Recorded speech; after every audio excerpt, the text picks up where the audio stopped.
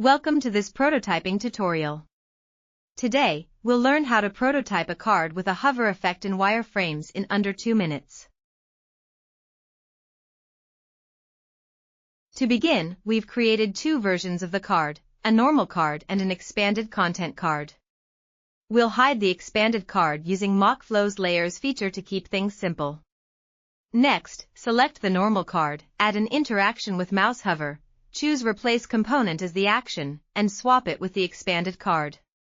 To make the transition smooth, we'll apply a roll and down effect.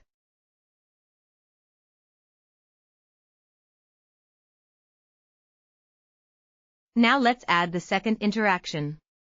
Select the expanded content card, choose Mouse Out as the interaction, use Replace Component again, and swap it back with the normal card. This time, we'll apply a rollout up effect.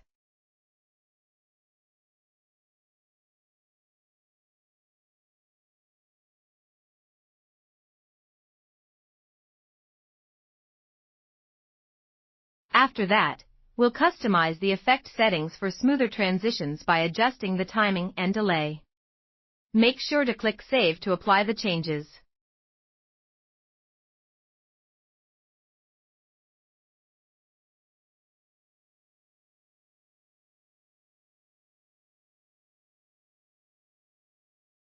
By using MockFlow's layers feature, we'll hide the expanded card component so it only appears when triggered. Switch to View mode to test the interaction.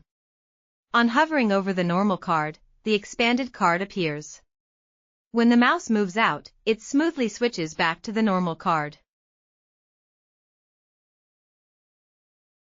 That's it.